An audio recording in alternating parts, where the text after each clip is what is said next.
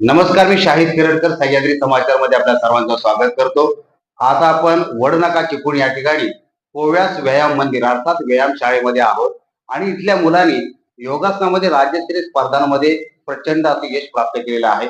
बारामतीमध्ये झालेल्या स्पर्धा असतील किंवा महाराष्ट्राच्या कानाकोपऱ्यामध्ये जिथे जिथे स्पर्धा होतात त्या त्या ठिकाणी कोव्याची ही मुलं आपल्या प्रतिभेचं दर्शन घडवत या ठिकाणी यश संपादन करतात आणि म्हणून आता पुन्हा एकदा त्यांनी एक आपल्याला सन्मानाचा तुरा एक सन्मान पदक प्राप्त करून दिलेलं आहे आणि या साठीहून आपण एकंदरीत या व्यायामशाळेचा आढावा घेण्यासाठी आलेलो आहोत.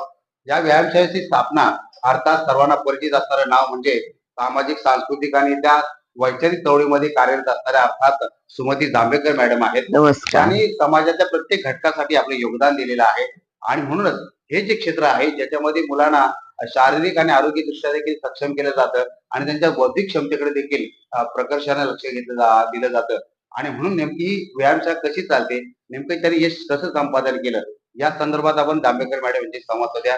मॅडम, तुमचं स्वागत आहे. खरं तर तुम्ही प्रत्येक मोहिमेवरती आम्हाला दिसत असता. एखादी मोहीम, एखादं आंदोलन असेल, एखादं वैचारिक चळवळ असेल, एखादं साहित्य सांस्कृतिक कार्यक्रम असेल, परंतु हे देखील तुमचं काम फार मोठं आहे. बऱ्याच लोकांना माहिती नसेल की आपण एवढी मोठी व्यायामशाळा चालवता किंवा विद्यार्थ्यांना या पद्धतीने सर्वांगीण विकासासाठी प्रयत्न करता. आत्ताच आपल्या मुलांनी मला वाटतं बारामती येथे झालेल्या स्पर्धेमध्ये नाही, बडनेराला झाल्या होत्या. बडनेरा, अमरावतीमध्ये अमरावती. त्या ठिकाणी मुलांनी नेमकं कशा पद्धतीने यश संपादन केले, कशी स्पर्धा होती? या राज्यस्तरीय स्पर्धा होती. तर जिल्ह्याच्या स्पर्धा पुण्यात झाल्या, तिथून ही राज्यस्तरासाठी सिलेक्ट झाली आणि त्यातून 10 मुलं आमची गेली होती आणि 10च्या 10 मुलं ही निरनिराळ्या वयोगटात होती. तर निरनिराळ्या वयोगटातली 10 पैकी 7 मुलं ही पहिले 1 ते 3 नंबरांच्या मध्ये बसली. आता ही मुलं पुढे नॅशनल लेवलला पश्चिम बंगालमध्ये खेळायला जाणार आहेत. पण होतं असं की आता एवढी मोठी स्पर्धा आहे, जवळजवळ प्रत्येक पर हेड 12 ते 15 हजार रुपये खर्च आहे. तर हा 12 ते 15 हजार रुपये मध्यमवर्गीय करू शकत नाहीत. तर यासाठी देणगीदारांनी पुढे यायला पाहिजे किंवा शासनाने काही याच्यासाठी मदत केली पाहिजे, कारण या स्पर्धा आहेत, या फेडरेशनच्या स्पर्धा आहेत.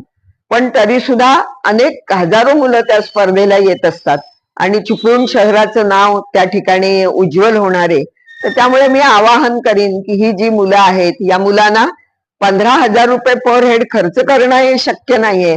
तर जर अशा प्रकारचे जे लोक आहेत ज्यांना खेळामध्ये आवड आहे, ही मुलं आपली पुढची पिढी आहे, ही पुढची पिढी भक्कम व्हावी, आपलं गावाचं नाव, शहराचं नाव, जिल्ह्याचं नाव, महाराष्ट्राचं नाव पुढे जावं असं वाटत असेल तर ह्या मुलांना मदत करणं हे अत्यंत आवश्यक आहे. कारण ही सगळी मुलं आहेत ही अशी मध्यम वर्गाच्या ह्याच्यातून आलेली आहेत आणि प्रत्येक स्पर्धा ही खेळत असतात.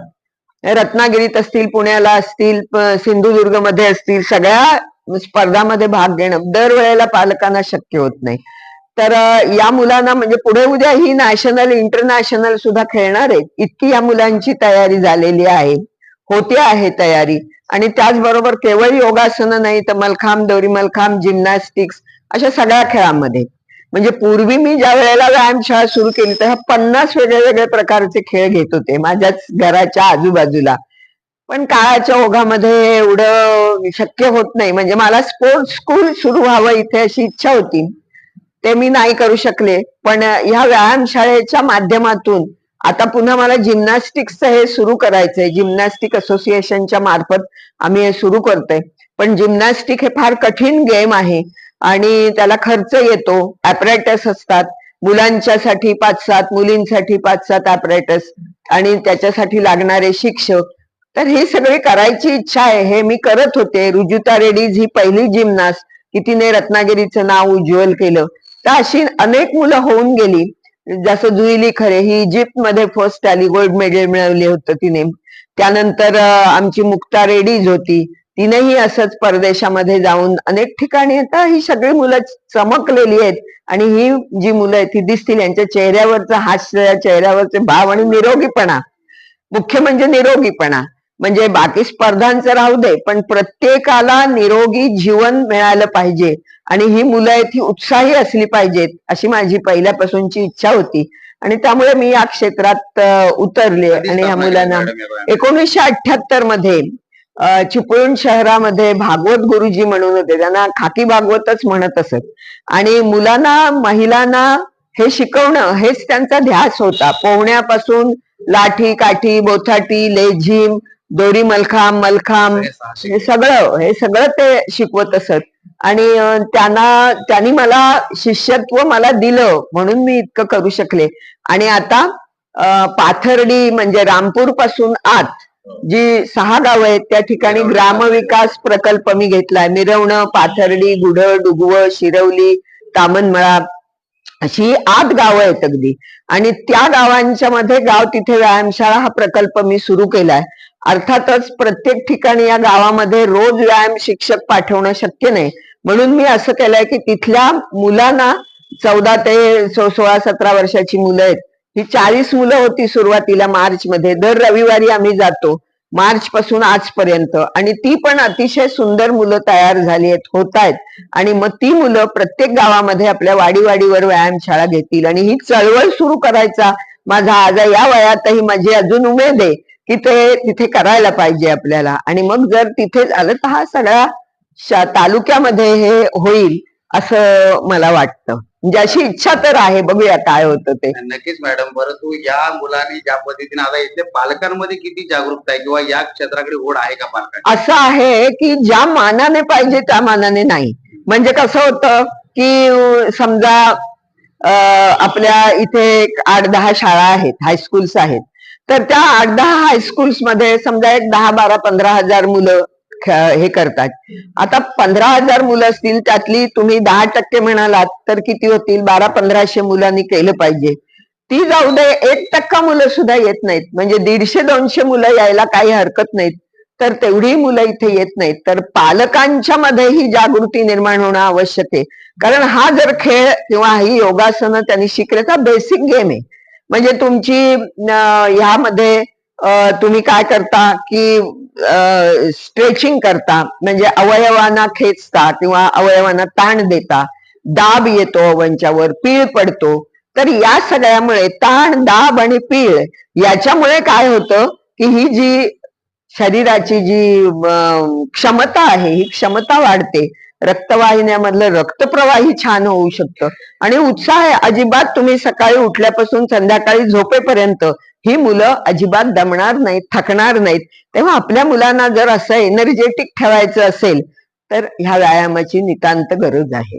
नाही, खरोखरच म्हणजे आपण सांगता ते मलाही कळतं. आणि म्हणून पालकांनी खरं तर आपण डान्स स्पर्धा क्लासेस मध्ये पाठवतो, सिंगिंग क्लासेस मध्ये आपण पाठवतो, परंतु ही जी गोष्ट आहे ही तुमच्या शरीराचा, बुद्धीचा आणि एकंदरीत तुमच्या सर्वांगीण विकासासाठी अत्यंत महत्वाची गोष्ट आहे.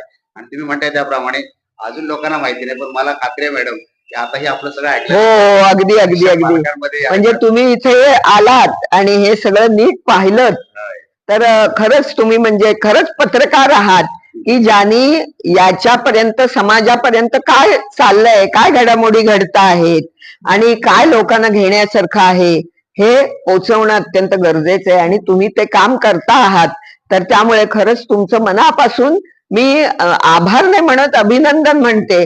कारण हे सगळं शेवटी समाजाच्या विकासासाठी आहे. आम्हाला याच्यातून काय, मला ही मुलं एकदा छान झाली की तोच माझा आनंद आहे. तर असा आनंद हा सगळ्यांनी आपण वाटून घेतला पाहिजे. पत्रकार म्हणून तुम्ही आज इथे येऊन इतका वेळ देऊन हे सगळं आज त्याच्यामध्ये लक्ष घालून पाहिलं, त्याच्याबद्दल मी खरंच तुमचे मनापासून तुमचे आभार मॅडम. कारण तुम्ही सगळ्या क्षेत्रामध्ये तुमचे योगदान देत आहात. तिथे तिथे आहे तिथे जांभेकर मॅडम दिसतात. आणि या वयामध्ये तुम्ही म्हणताय, पण तुम्ही इतरांसाठी आदर्श आहात की या वयामध्ये सुद्धा तुम्ही वेगळ्या क्षेत्रामध्ये इतरांना आदर्शवर ठेवण्याचं कार्य तुमचं करत आहात. तुमचं खरं तर आभार आहे. आणि आमच्या सगळ्या चिमुकल्यांच्या चेहऱ्याचा हसू किंवा त्यांचं एकंदरीत कार्य करतो पाहिल्यानंतर मला प्रचंड आनंद होतोय.